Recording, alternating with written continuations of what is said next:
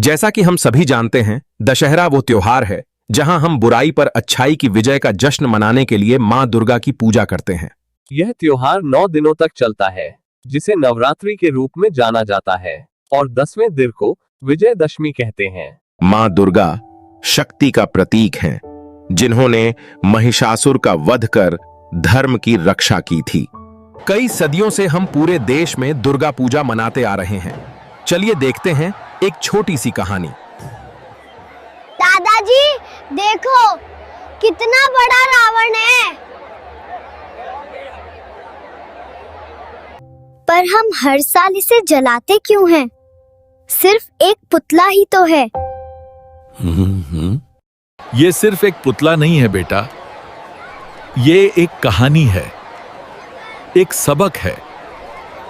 बेटा, दशहरा सिर्फ एक त्योहार नहीं, ये इतिहास, धर्म और संस्कृति का संगम है।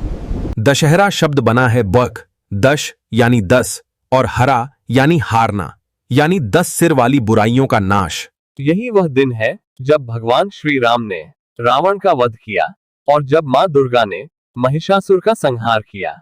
और रावण दहन की यह परंपरा इसी विजय का प्रतीक है। जब हम रावण को जलाते हैं तो हम अपने अंदर के अहंकार, क्रोध और लालच को खत्म करने का संकल्प लेते हैं। लेकिन दशहरे का मतलब सिर्फ इतना ही नहीं। किसानों के लिए ये नई फसल की शुरुआत का दिन है। दशहरा कैसे मनाया जाता है दादाजी? उत्तर भारत में दशहरे पर रामलीला के मंचन से लेकर रावण के पुतले दहन तक का दृश्य बच्चों और बड़ों को मंत्रमुग्ध कर देता है। विजयादशमी की रात रावण, मेघनाथ और कुंभकर्ण के पुतलों का दहन बुराई पर अच्छाई की जीत का प्रतीक है। रामलीला, रावण दहन और ये उत्सव लोगों को एक साथ जोड़ता है। पश्चिम बंगाल में दशहरा दुर्गा पूजा के रूप में मनाया जाता है। मां दुर्गा की महिषासुर पर विजय का उत्सव। विजयादशमी पर भव्य जुलूस के साथ मां दुर्गा की प्रतिमाओं का विसर्जन किया जाता है। कर्नाटक के मैसूरम में जगमगाता महल और भव्य जुलूस दशहरे को सांस्कृतिक धरोहर बना देते हैं। महाराष्ट्र में दशहरे पर आपटे के पत्तों का सोना बांटकर समृद्धि और खुशियों की शुभकामनाएं दी जाती हैं। दक्षिण भारत में घरों में सजाए गए बोम्मई गोलू बच्चों के लिए सांस्कृतिक कहानियों का जीवंत प्रदर्शन होते हैं। हिमाचल के कुल्लू में दशहरा 1 सप्ताह तक चलता है, जहां भक्ति और आनंद ही मुख्य आकर्षण होते हैं। चाहे किसी भी राज्य में हो, दशहरा हमें यही सिखाता है, सत्य और अच्छाई की ही सदा विजय होती है। यह त्योहार भारत के अलावा नेपाल, श्रीलंका और बांग्लादेश जैसे देशों में भी बड़े उत्साह के साथ मनाया जाता है।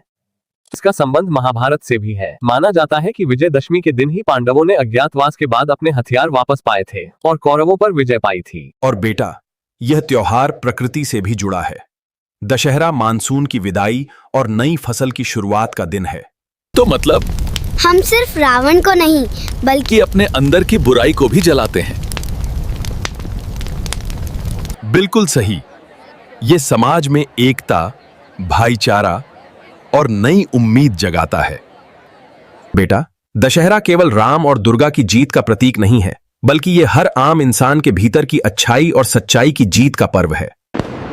ये मेहनत के सम्मान और नई शुरुआत का त्योहार है। और यही वजह है कि इसे विजयादशमी कहते हैं, यानी विजय का दिन। आप सभी को दशहरा पर्व की हार्दिक शुभकामनाएं। आप हमारे चैनल को सब्सक्राइब करें, वीडियो को लाइक और शेयर